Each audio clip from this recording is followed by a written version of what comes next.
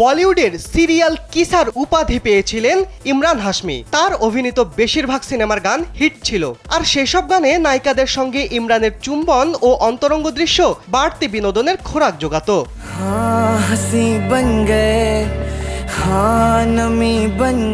আগের মতো আর অভিনয়ে সরব নন ইমরান। মাঝে মধ্যে ভিন্ন ধর্মী চরিত্রে হাজির হন এই অভিনেতা। তবে আজও সেই চুম্বন বিষয়টি চর্চিত হয়। একটা সময় শোনা গিয়েছিল যে তিনি বিয়ে করেছেন একটাই শর্তে, তাকে নাকি আর চুম্বনের দৃশ্যে দেখা যাবে না। তবে বাস্তব ছবিটা তেমন ছিল না মোটেই, যার ফলে রীতিমতো বিপত্তিতে পড়তে হয় ইমরান হাশমিকে।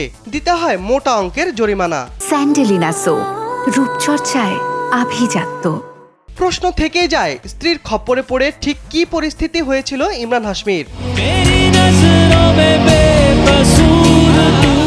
একবার এক সাক্ষাৎকারে ইমরানকে বলতে শোনা যায়, যখন স্ত্রীর সঙ্গে ছবি দেখতে গিয়েছিলেন রীতিমতো বিপত্তিতে পড়তে হয়েছিল তাকে।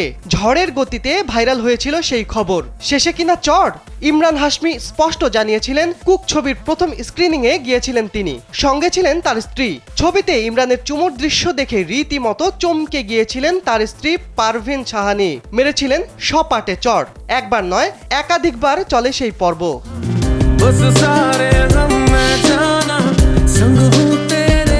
পরবর্তীতে পারভিন বুঝতে পেরেছিলেন যে তিনি এটা করতে বাধ্য হচ্ছেন কাজের সূত্রে। ইমরান বলেছিলেন, তখন থেকে তাদের মধ্যে বোঝাপড়া তৈরি হয়। এক কঠিন শর্ত চাপে ইমরানের ওপর, চুম্বন প্রতি স্ত্রীকে কিনে দিতে হবে একটি করে ব্যাগ।